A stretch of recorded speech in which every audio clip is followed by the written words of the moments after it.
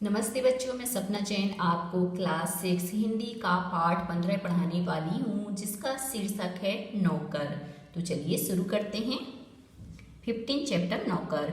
आश्रम में गांधी कई ऐसे काम भी करते थे जिन्हें आमतौर पर नौकर चाकर करते हैं। जिस जमाने में वे बैरिस्ट्री से हजारों रुपए कमाते थे, उस समय भी वे प्रतिदिन सुबह अपने हाथ से चक्की पर आटा पीसा करते थे। चक्की चलाने में कस्तूरबा और उनके लड़के भी हाथ बटाते थे। इस प्रकार घर में रोटी बनाने के लिए महीन या मोटा आटा वे खुद पीस लेते थे। साबरमती आश्रम में भी गांधी ने पिसाई का काम जारी रखा। वह चक्की को ठीक करने में कभी कभी घंटों मेहनत करते थे। एक बार एक कार्यकर्ता ने कहा कि आश्रम में आटा कम पड़ गया है। आटा पिसवाने में हाथ बटाने के लिए गांधी फौरन उठकर खड़े हुए। यहाँ पे बताया है कि गांधी जी अपने काम जो नौकर चाकर से करवा सकते थे वो काम भी स्वयं करते थे। क्यों करते थे? क्योंकि हर व्यक्ति को आत्मनिर्भर होना चाहिए, अपने काम स्वयं करना चाहिए, ना कि दूसरों पर निर्भर रहना चाहिए। तो यहाँ पे बताया कि जो गांधी जी हैं वो बैरिस्ट्री के जमाने में उन्होंने बैरिस्ट्री की पढ़ाई की थी, हजारों रुपए कमाते थे, फिर भी अपने काम स्वयं करते थे। आगे देखते हैं। हो गए। गेहूं पीसने से पहले उसे बीनकर साफ करने पर वह जोर देते थे, क्योंकि वह साफ सफाई पर भी विशेष ध्यान देते थे। तो गेहूं में कुछ गंदगी रहती, कंकड़ रहते हैं, पत्थर रहते, तो उनको हटाना वो सही समझते थे, इसलिए बीनकर साफ करते थे। कौपीनधारी इस महान व्यक्ति को अनाज बीनते देखकर उनसे मिलने वाले लोग हैरत में पड़ जाते थे। बाहरी लोगों के सामने शारीरिक मेहनत का काम करते गांधी को शर्म नहीं लगती थी। एक बार उनके पास कॉलेज के कोई छात्र मिलने आए। उनको अंग्रेजी भाषा के अपने ज्ञान का बड़ा गर्व था। गांधी से बातचीत के अंत में वे बोले, बापू, यदि मैं आपकी कोई सेवा कर सकूं तो कृपया मुझे अवश्य बताएं। उन्हें आशा थी कि बापू उन्हें कुछ लिखने पढ़ने का काम देंगे। गांधी ने उनके मन की बात ताड़ ली, अर्थात जान ली, और बोले, अगर आपके पास समय हो तो इस थाली के गेहूं बीन डालिए। आगंतुक बड़ी मुश्किल में पड़ गए, लेकिन अब तो कोई चारा नहीं था। 1 घंटे तक गेहूं बीनने के बाद वह थक गए और गांधी से विदा मांगकर चल दिए।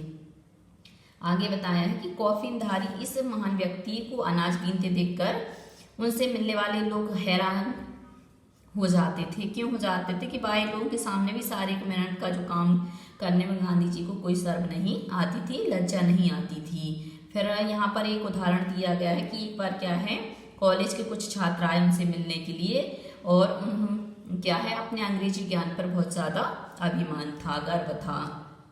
गांधी जी इस बात को समझ गए थे, तो गांधी जी से जब वो जाने लगे तो बोले, आपको कोई काम है तो मुझे बताइए। उनको आशा थी कि गांधी जी मुझे क्या है, मैं पढ़ा लिखा हूँ और हम लोग पढ़े लिखे हैं, तो क्या है, मुझे लिखा पढ़ी का ही कार्य देंगे। परंतु गांधी जी ने उन्हें क्या है, गेहूं बीनने का कार्य देख दिया।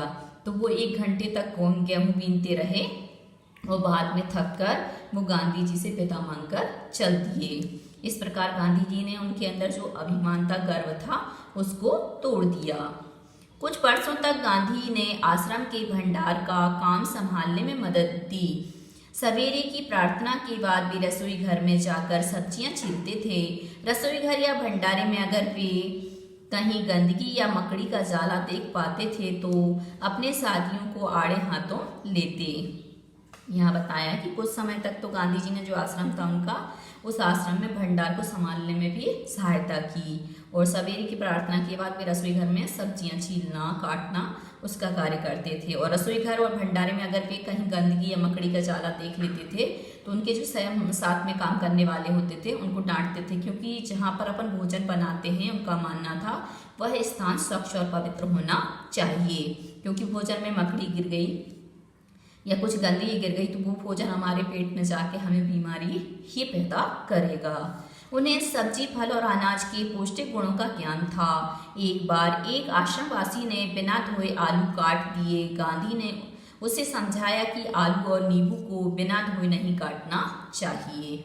एक बार एक आश्रमवासी को कुछ ऐसे केले दिए गए जिनके छिलकों पर काले चकत्ते पड़ गए थे। उसने बहुत बुरा माना। तब गांधी ने उसे समझाया कि ये जल्दी पच जाते हैं और तुम्हें खास तौर पर इसलिए दिए गए हैं कि तुम्हारा हाजमा कमजोर है। गांधी आश्रमवासियों को अक्सर स्वयं ही भोजन परोसते थे।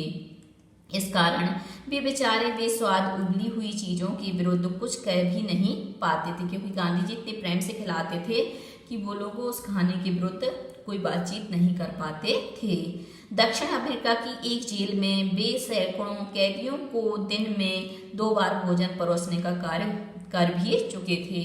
और ये जब दक्षिण अफ्रीका में थे तो ये जेल में जो कैदी थे तो उनको क्या है, कैदियों को तो दिन में 2 बार भोजन ही मिलता है, एक सुबह और एक शाम को, तो उनको खाना परोसने का कार्य कर चुके थे। आश्रम का एक नियम यह था कि सब लोग अपने बर्तन खुद साफ करें।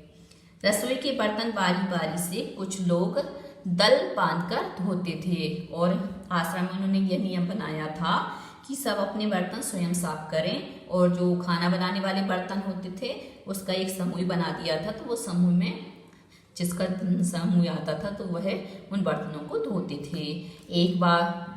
एक दिन गांधी ने बड़े बड़े पतीलों को खुद साफ करने का काम अपने ऊपर लिया। इन पतीलों की पैंदी में खूब कालिख लगी थी। राख भरे हाथों से वह एक पतीले को खूब जोर जोर से रगड़ने में लगे हुए थे कि तभी कस्तूरबा वहां आ गई। उन्होंने पतीले को पकड़ लिया और बोली, यह काम आपका नहीं है, इसे करने को और बहुत से लोग हैं। गांधी को लगा कि उनकी बात मान लेने में ही बुद्धिमानी है और वे चुपचाप कस्तूरबा को उन बर्तनों की सफाई सौंपकर चले आए। यहाँ पे बता रहे कि एक बार ये घटना घटी थी कि वो जो बर्तन थे खाना पकाने के उनको मांज रहे थे और उनको बहुत सफाई से मांज रहे थे। उन्होंने देखा कि बहुत ज़्यादा कालिख, जब हम बर्तन में खाना पकाते हैं तो नीचे कालीमा लग जाती है, उसको बोलते कालिख। और राख भरे हाथों से वह एक पतीले को खूब जोर जोर से रगड़ रहे थे कि बिल्कुल साफ हो जाए। उसी समय उनकी पत्नी है कस्तूरबा गांधी जी, वो वहाँ पर आ गई और उन्होंने देखा कि गांधी जी बर्तन मांज रहे हैं, तो बोले कि ये आपका काम नहीं है, आप मत मांजो। तो उन्होंने सोचा कि अब पत्नी से बहस कौन करे, तो उन्होंने बर्तनों को छोड़ा और वहां से चल दिए। बर्तन एकदम चमकते ना हो तब तक गांधी को संतोष नहीं होता था, मतलब जब तक बर्तन साफ ना हो जाए तब तक गांधी जी को संतोष नहीं मिलता था। एक बार जेल में उनको जो मददगार दिया गया था उसके काम से असंतुष्ट होकर उन्होंने बताया था कि वे खुद कैसे लोहे के बर्तनों को भी मांझकर चांदी सा चमका सकते थे। एक बार इनको जो मददगार मिला था, सहायता करने वाला, तो वो क्या है अच्छे से काम नहीं करता था, तो इससे गांधी जी असंतुष्ट हो गए। फिर उन्होंने बताया कि वो किस प्रकार से कार्य करते, तो उन्होंने बताया कि लोहे के बर्तनों को भी वो मांझ कर चांदी जैसा चमका सकते हैं। जब आश्रम का निर्माण हो रहा था उस समय वहां आने वाले कुछ मेहमानों को तंबुओं में सोना पड़ता था। एक नवागत को पता नहीं था कि अपना बिस्तर कहाँ रखना चाहिए, इसलिए उसने बिस्तर को लपेट कर रख दिया और यह पता लगाने गया कि उसे कहाँ रखना है। लौटते समय उसने देखा कि गांधी खुद उसका बिस्तर कंधे पर उठाए रखने चले जा रहे हैं। मतलब कोई आया हुआ था तो उसको ये नहीं मालूम था कि मतलब बिस्तर कहाँ रखते हैं, तो उसने लपेट के रख दिया और पूछने गया कि ये बिस्तर कहाँ रखते हैं, तो मैं आकर रख दूंगा। इतने में गांधी जी आए, उन्होंने देखा कि ये बिस्तर यहाँ पड़ा हुआ है, तो वो स्वयं उस जगह पर रखने चले गए जहाँ पर गद्दे रखे जाते थे। आश्रम के लिए बाहर बने कुएं से पानी खींचने का काम भी वे रोज करते थे। एक दिन गांधी कुछ अस्वस्थ थे और चक्की पर आटा पीसने के काम में हिस्सा बटा चुके थे। उनकी एक साथी ने उन्हें थकावट से बचाने के लिए अन्य आश्रमवासियों की सहायता से सभी बड़े छोटे बर्तनों में पानी भर डाला। गांधी को यह बात पसंद नहीं आई, मन में कुछ ठेस भी लगी। उन्होंने बच्चों के नहाने का एक टब उठा लिया और कुएं से उसमें पानी भरकर टब को सिर पर उठाकर आश्रम में ले आए।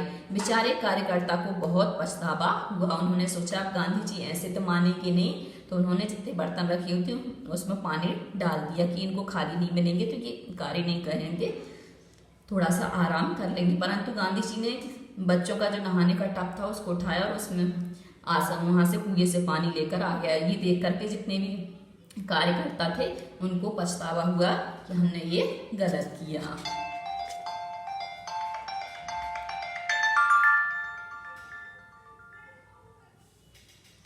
अब आगे देखते हैं। शरीर से जब तक बिल्कुल लाचारी ना हो तब तक गांधी को यह बात बिल्कुल पसंद नहीं थी कि महात्मा या बूढ़े होने के कारण उनको अपने हिस्से का दैनिक शारीरिक श्रम ना करना पड़े। आगे बता रहे हैं कि शरीर से जब तक बिल्कुल लाचारी ना हो, मतलब उठते ही ना बने, बैठते ना बने, तब तक गांधी जी अपना काम स्वयं करते थे। और उनका मानना था कि महात्मा या बूढ़े होने का कारण यह नहीं कि वो अपने जो दैनिक शारीरिक श्रम है उनको छोड़ दें। उनमें हर प्रकार का काम करने की अद्भुत क्षमता और शक्ति थी। वह थकान का नाम भी नहीं जानते थे। दक्षिण अफ्रीका में वो युद्ध के दौरान उन्होंने घायलों को स्ट्रेचर पर लादकर एक एक दिन में 25-25 मील तक ढोया था। आगे बता रहे हैं कि घटना कि एक बार क्या है, युद्ध हुआ था, बोअर युद्ध दक्षिण अफ्रीका में। तो उन्होंने जो घायल व्यक्ति थे उनको स्ट्रेचर पर लादकर और एक एक दिन में 25-25 मील तक उनको ले जाकर रखा था, स्वस्थ करने के लिए भेजा था। वह मीलों पैदल चल सकते थे। दक्षिण अफ्रीका में जब वे टॉय बॉडी में रहते थे तब पास के शहर में कोई काम होने पर दिन में अक्सर 42 मील तक पैदल चलते थे। मतलब एक दिन में 42 मील तक भी चल सकते थे।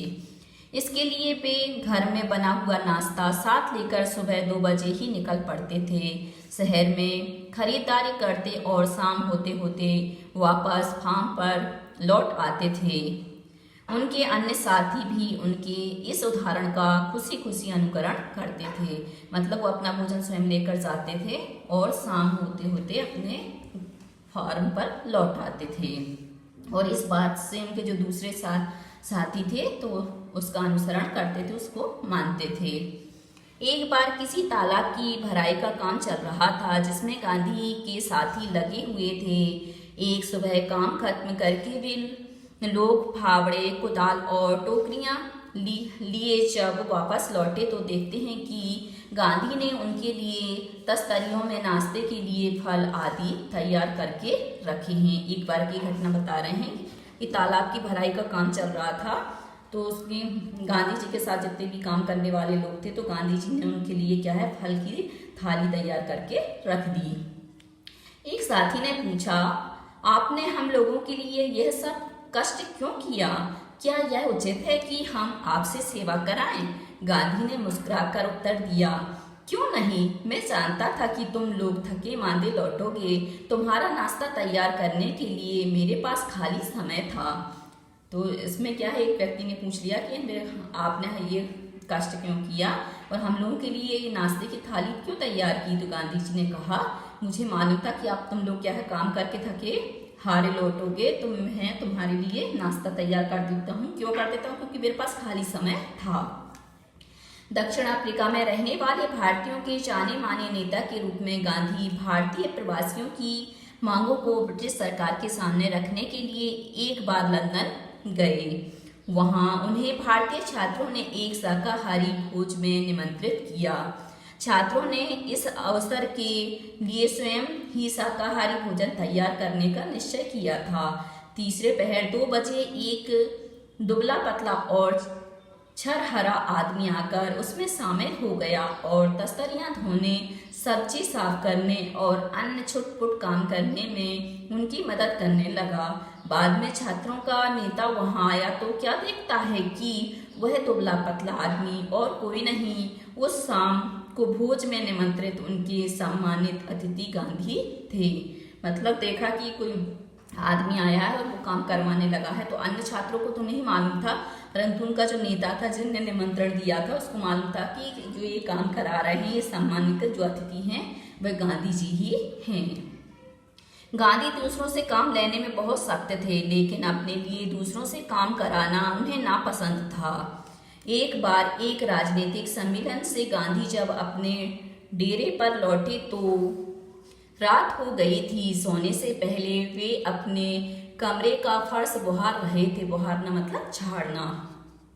उस समय रात के 10 बजे थे।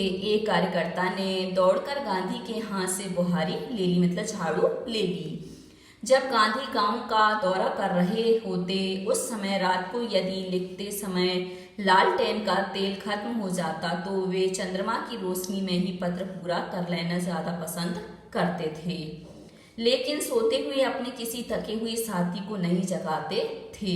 मतलब उस चंद्रमा के प्रकाश में चले जाते थे और वहाँ लेटर को पूरा करते थे, परंतु किसी साथ वाले को नहीं जगाते थे कि तुम लालटेन में तेल डालकर ले आओ। अखाली पद यात्रा के समय गांधी ने अपने शिविर में केवल 2 आदमियों को ही रहने की अनुमति दी। इन दोनों को यह नहीं मालूम था कि खाकरा कैसे बनाया जाता है।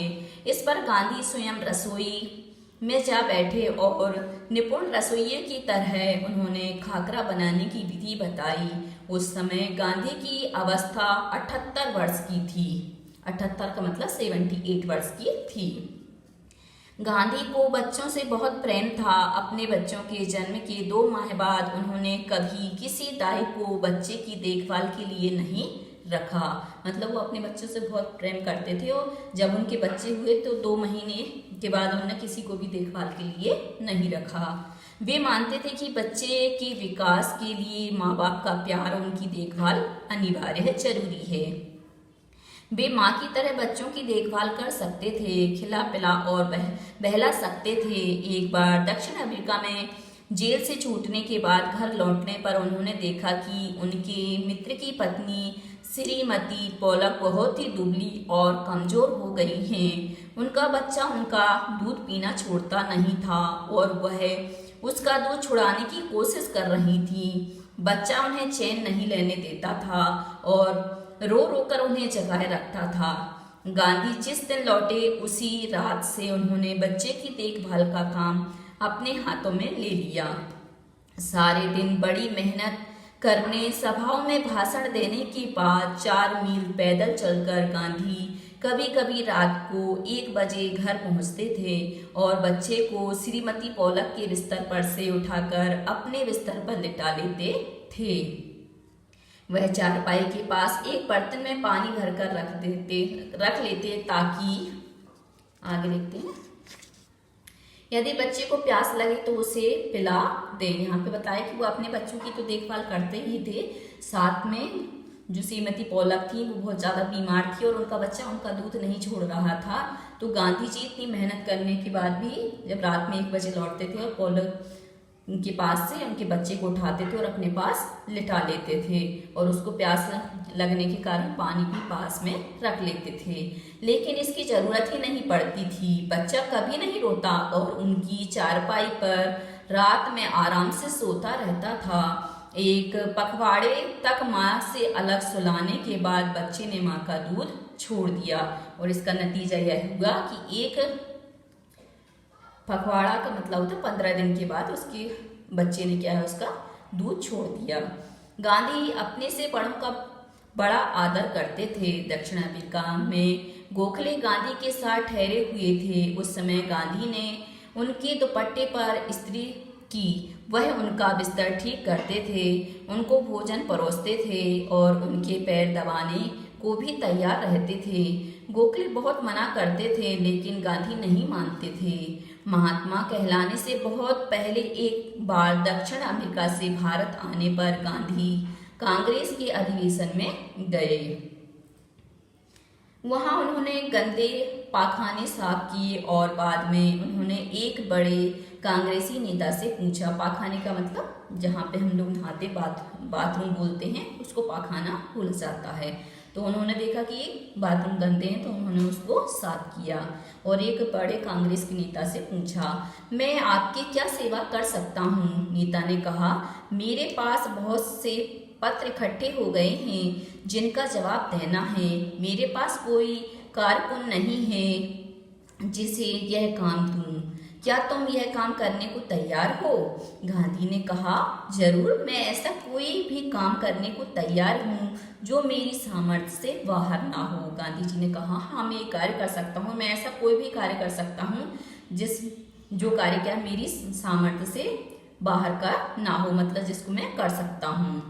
यह काम उन्होंने थोड़े ही समय में समाप्त कर डाला और इसके बाद उन्होंने उन नेता की कमीज के बटन आदि लगाने और उनकी अन्य सेवा का काम खुशी से किया। जब कभी आश्रम में किसी सहायक को रखने की आवश्यकता होती थी तब गांधी किसी हरिजन को रखने का आग्रह करते थे। उनका कहना था, नौकरों को हमें वेतनभोगी मजदूर नहीं, अपने भाई के समान मानना चाहिए। और इनकी मान्यता थी कि हमें क्या है, किसी हरिजन को रखना चाहिए। और क्यों रखना चाहिए कि नौकरों को हमें वेतनभोगी नहीं बनाना है, बल्कि अपने जैसे ही उसको भाई समझना है। इसमें कुछ कठिनाई हो सकती है, कुछ चोरियां हो सकती हैं, फिर भी हमारी कोशिश सर्वथा निष्फल नहीं जाएगी। उन्होंने कहा कि इसमें क्या है, कुछ कठिनाई तो होगी, कभी कभी कोई चोरी भी हो सकती है, परंतु हम बार बार प्रयास करेंगे तो हमारा जो प्रयास है वह असफल नहीं होगा। उन्हें यह मालूम ही ना था कि किसी को नौकर की भांति कैसे रखें। एक बार भारत की जेल में उनके कई साथी कैदियों को उनकी सेवा टहल का काम सौंपा गया। एक आदमी उनके फल धोता या काटता, दूसरा बकरियों को धोता, तीसरा उनकी निजी नौकर की तरह काम करता और चौथा उनके पाखाने की सफाई करता था। एक ब्राह्मण कैदी उनके बर्तन धोता था और 2 गोरे यूरोपियन प्रतिदिन उनकी चारपाई बाहर निकालते थे। गांधी ने देखा कि इंग्लैंड में ऊंचे घरानों और घरेलू नौकरों को परिवार का आदमी माना जाता था। एक बार एक अंग्रेज के घर से विदा लेते समय उन्हें यह देखकर खुशी हुई कि घरेलू नौकरों का उनसे परिचय नौकरों की तरह नहीं बल्कि परिवार के सदस्य के समान कराया गया। तो एक जगह उन्होंने देखा कि मतलब उनके नौकर को नौकर ना समझ के ऐसा बताया गया कि मानो ये घर का ही सदस्य है। एक बार एक भारतीय सज्जन के यहाँ काफी दिनों तक ठहरने के बाद गांधी जब चलने लगे तब उस घर के नौकरों से उन्होंने विदा ली और कहा, मैं कभी किसी को अपना नौकर नहीं समझता, उसे भाई या बहन ही माना है और आप लोगों को भी मैं अपना भाई समझता हूँ। आपने मेरी जो सेवा की उसका प्रतिदान देने की सामर्थ्य मुझ में नहीं है, लेकिन ईश्वर आपको इसका पूरा फल देंगे। इस पाठ को लिखने वाली हैं अनुबंध उपाध्याय जी। इन लेखिका के बारे में हम जानते हैं कि अनुबंध उपाध्याय जी ने क्या लिखा है। अनुबंध उपाध्याय जी का जन्म 1917 में हुआ और उनकी मृत्यु 2006 में। स्वतंत्रता आंदोलन के साथ साथ सामाजिक कामों में भी गांधी जी की अभिन्न सहयोगी रही। जो इनकी बारे में लिखा है लेखिका जी ने, अनुबंध उपाध्याय जी ने, ये इनकी सहयोगी भी थी। उन्होंने collected works of Mahatma Gandhi के संपादन के अलावा कस्तूरबा ट्रस्ट के साथ भी काम किया। बहुरूप गांधी में लेखिका ने गांधी जी की दिनचर्या के उन कार्यों को रोचकता से लिखा है जिन्हें गांधी खुशी से करते थे। गांधी जी केवल राष्ट्रपिता और स्वाधीनता के निर्माता ही नहीं थे, उनके जीवन के हर प्रसंग से सीखा जा सकता है। सिर्फ हम राष्ट्रपिता होने के नाते या स्वाधीनता के निर्माता होने के कारण ही उनसे नहीं सीख सकते, बल्कि उनके जीवन के हर प्रसंग से हम कुछ ना कुछ सीख सकते हैं और हमें सीखना भी चाहिए। अब आते हैं हम इसके अभ्यास प्रश्न पर।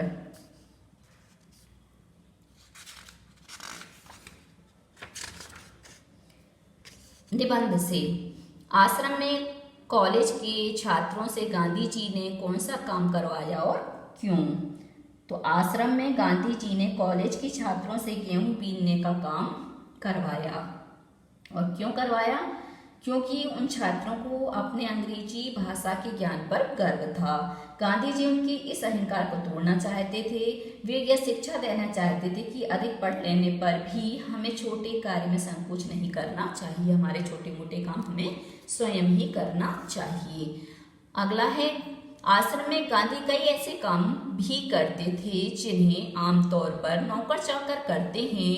पाठ से 3 ऐसे प्रसंगों को अपने शब्दों में लिखो जो इस बात का प्रमाण हो कि वो अपने काम स्वयं करते थे।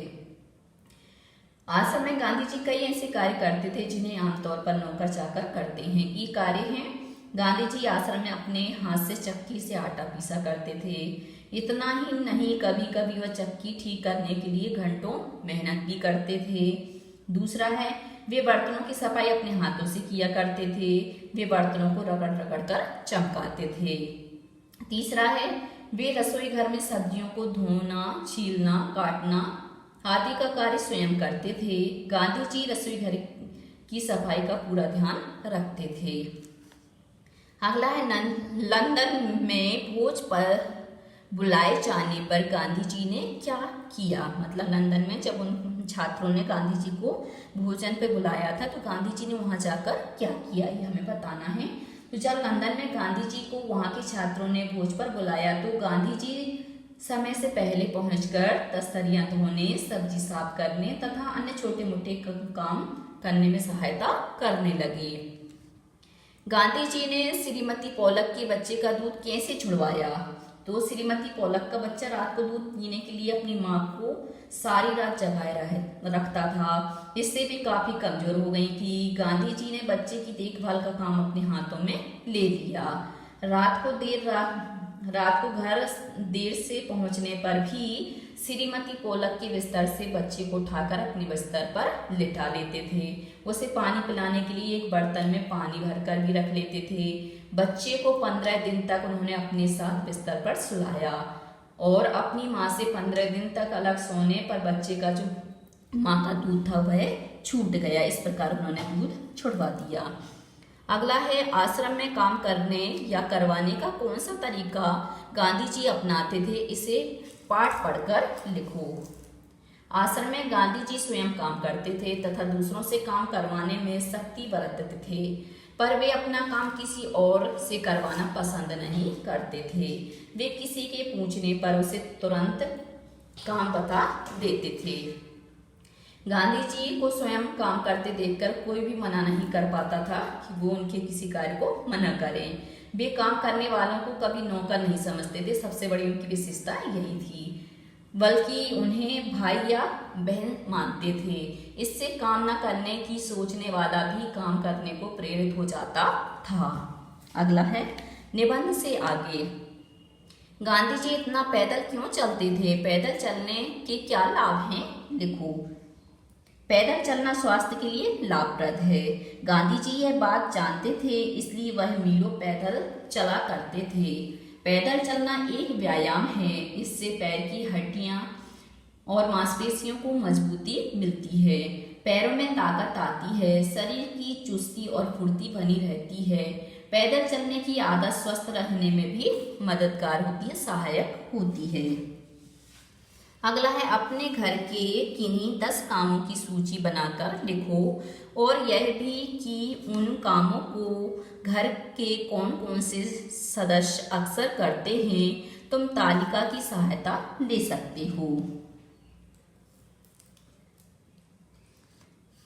काम में माँ, पिता, भाई, बहन, चाचा, दादी, अन्य।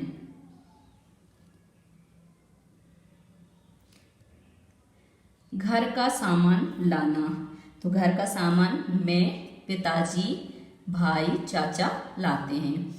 घर की सफाई करना, तो मैं, माँ, बहन, दादी, अन्य। बिस्तर रखना, तो बिस्तर रखने में मैं, माँ, भाई, बहन, चाचा आदि सहायता करते हैं। खाना बनाना, खाना बनाने में माँ, बहन और दादी सहायता करती हैं। अब है कपड़े धोना, तो कपड़े धोने में माँ, पिता, भाई, चाचा आदि सहायता करते हैं। अब यह देखो कि कौन सबसे ज्यादा काम करता है और कौन सबसे कम। कामों का बराबर बंटवारा हो सके, इसके लिए तुम क्या कर सकते हो, सोचकर कक्षा में बताओ।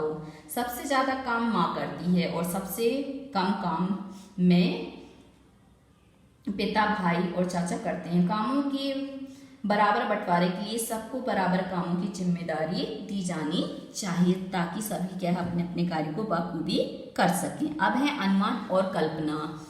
गांधी जी अपने साथियों की जरूरत के मुताबिक हर काम कर देते थे, लेकिन उनका खुद का काम कोई और करे ये उन्हें पसंद नहीं था। क्यों? सोचो और अपनी कक्षा में सुनाओ। गांधी जी अपने साथियों की जरूरत के मुताबिक हर काम कर देते थे, लेकिन अपना काम खुद करना उन्हें पसंद था, इसलिए वो दूसरों से नहीं करवाते थे। जब तक शरीर बिल्कुल लाचार ना हो वह किसी की मदद लेना नहीं चाहते थे। उन्हें यह पसंद नहीं था कि केवल महात्मा या बूढ़े लोग की वजह से कोई उनकी सहायता करे। वह किसी पर भार नहीं बनना चाहते थे। अपनी जरूरत के लिए दूसरों को परेशान करना भी उन्हें अच्छा नहीं लगता था।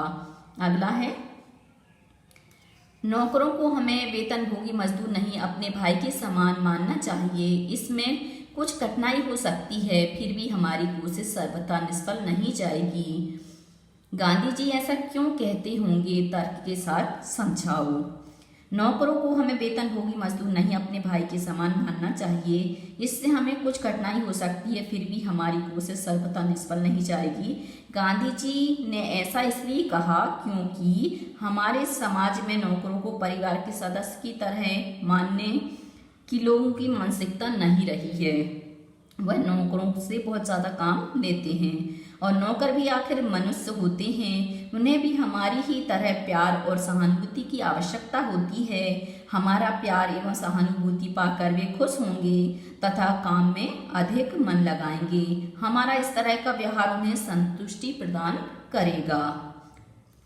अगला है, गांधी जी की कही लिखी बातें लगभग 100 से अधिक किताबों में दर्ज हैं। घर के काम, बीमारों की सेवा, आगंतुकों से बातचीत आदि ढेरों काम करने के बाद गांधी जी को लिखने का समय कब मिलता होगा? गांधी जी का एक दिन कैसे गुजरता होगा? इस पर अपनी कल्पना से लिखो। बता रहे हैं कि घर के काम, बीमारों की सेवा, आगंतुकों से बातचीत आदि ढेरों काम करने के बाद गांधी जी रात के समय बैठकर लिखते होंगे, क्योंकि दिन में जितना भी समय होता था वह तो उनके दिन के कार्यों में ही चला जाता था। गांधी जी के काम करने की अद्भुत क्षमता और शक्ति थी। उनका पूरा दिन व्यस्त गुजरता था। खाली बैठना वह अच्छा नहीं मानते थे और थकान उन्हें कभी नहीं होती थी। सुबह उठकर वह निश्चय ही टहलने जाते होंगे। वहां से लौटकर नित्य क्रिया से निवृत्त होकर प्रार्थना सभा में शामिल होते होंगे। उसके बाद वह चक्की से आटा पीसने और रसोई में जाकर सब्जियां छीलने का काम करते होंगे। इस बीच वह साथियों के कार्य की छानबीन भी करते होंगे।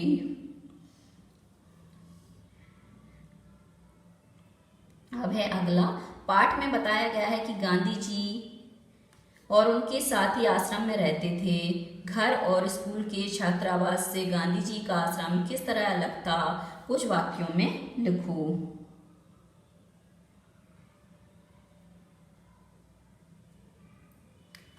तो पाठ में बताया गया कि गांधी जी और उनके साथी आश्रम में रहते थे और घर और स्कूल के छात्रावास से गांधी जी का आश्रम किस तरह अलग था। तो घर में हम क्या है, हर कार्य अपने माँ बाप पर निर्भर रहते हैं, अपनी बहनों से करवा लेते हैं, परंतु छात्रावास में भी हम क्या करते हैं, कुछ काम तो हम स्वयं करते हैं और कुछ काम हमारे क्या है जो साथ वाले होते हैं वो कर लेते हैं। कुछ वहाँ पर जो नौकर चाकर लग रहे होते हैं, वार्डन लगे रहते हैं, वो करवा देते हैं।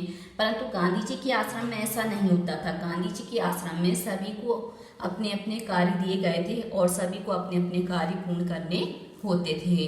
और गांधी जी क्या है, अपने कार्य स्वयं करने पर ज़्यादा विश्वास करते थे। इसलिए आश्रम और इस छात्रावास में यह अंतर होगा। और घर में हम क्या है, सुख सुविधाओं में पलते हैं, तो हम क्या है अपने कार्य को करना ज़्यादा सक्षम नहीं समझते हैं और उसमें हम रुचि भी नहीं लेते हैं। ऐसे कामों की सूची बनाओ जिन्हें तुम हर रोज खुद कर सकते हो। तो जैसे हमारा सुबह का नाश्ता है, दूध है, हम स्वयं उठाकर ले सकते हैं। कपड़े हम अपने स्वयं धोकर डाल सकते हैं, झाड़ू लगा सकते हैं, हमारा जो होमवर्क है वह हम स्वयं कर सकते हैं। स्कूल से आने के बाद हमारे ड्रेस उतार कर हम स्वयं रख सकते हैं। और हमारी मम्मी पापा को हमारी ज़रूरत हो तो उन कामों में हम हाथ बटा सकते हैं। दादा दादी की यदि स्वास्थ्य सही नहीं है तो हम उनकी सेवा कर सकते हैं। तो बहुत सारे ऐसे कार्य होते हैं जिनको हम खुद कर सकते हैं। अब है भाषा की बात। पिसाई संज्ञा है, पीसना शब्द से ना निकाल देने पर पीस धातु रह जाती है। पीस धातु में आई प्रत्यय जोड़ने पर पिसाई शब्द बनता है। किसी किसी क्रिया में प्रत्यय जोड़कर उसे संज्ञा बनाने के बाद उसके रूप में बदलाव आ जाता है। जैसे ढोना से ढुलाई, बोना से बुआई। मूल शब्द के अंत में जुड़कर नया शब्द बनाने वाले शब्दांश को प्रत्यय कहते हैं। जो मूल शब्द होता है और उससे जो नया शब्द बनता है तो उसे हम क्या कहते हैं? प्रत्यय कहते हैं। जैसे कुछ संज्ञाएं दी गई हैं, बताओ ये किन क्रियाओं से बनी है। जैसे रोपाई, तो रोपना से रोपाई। कटाई, काटना से कटाई। सिंचाई, सींचना से सिंचाई। सिलाई, सिलना से सिलाई। कताई, काटना से कताई। रंगाई, तो रंगना से रंगाई। आगे चलते हैं। हर काम धंधे के क्षेत्र की अपनी कुछ अलग भाषा और शब्द भंडार भी होते हैं। पिछले पृष्ठ पर लिखे शब्दों का संबंध दो अलग अलग कामों से है। पहचानों की दिए गए शब्दों के संबंध किन किन कामों से है।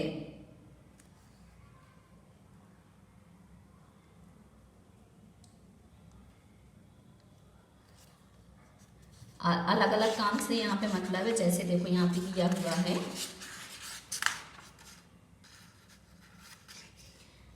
रोपना। रोपना का मतलब होता है जब हम जो चावल वगैरह होता है तो चावल को जब हम बोते हैं धान को, तो धान को बोने के बाद उसको निकाला जाता है और उसको रोपा जाता है मिट्टी पर। कटाई, फसल को काटने को हम कटाई कहते हैं। सिंचाई, जब हम पानी देते हैं फसलों में तो उसको हम सिंचाई कहते हैं।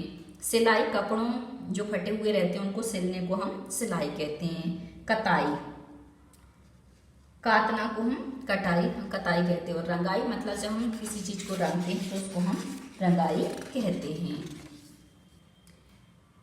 अब है, तुमने कपड़ों को सिलते हुए देखा होगा। नीचे इस काम से जुड़े कुछ शब्द दिए गए हैं। आसपास के बड़ों से या दर्जी से इन शब्दों के बारे में पूछो और इन शब्दों को कुछ वाक्यों में समझाओ। जैसे तुरपाई, बखिया, कच्ची सिलाई, चोर सिलाई। जब कपड़ा थोड़ा वैसा हो जाता है तो हम उसको क्या करते हैं? उस पर तुरपाई करते हैं। हाथ से जो सिलाई करने को हम क्या कह सकते हैं? तुरपाई कह सकते हैं। बखिया, तो मशीन से जो सिलाई की जाती है उसे हम बखिया कहते हैं। इसको उल्टी बखिया के नाम से भी जाना जाता है। कच्ची सिलाई, जब हम मोटे मोटे टाँके मारते हैं तो उसको हम बोलते हैं कच्ची सिलाई। तो वह सिलाई जो पक्की सिलाई करने के बाद हटा दी जाए। चोर सिलाई, जो बाहर से दिखाई ना दे उसे हम कहते हैं चोर सिलाई। अब है, नीचे लिखे गए शब्द पाठ से लिए गए हैं, उन्हें पाठ में खोजकर बताओ कि ये स्त्रीलिंग है या पुल्लिंग। कालिक, भराई, चक्की, रोशनी, सेवा, पतीला।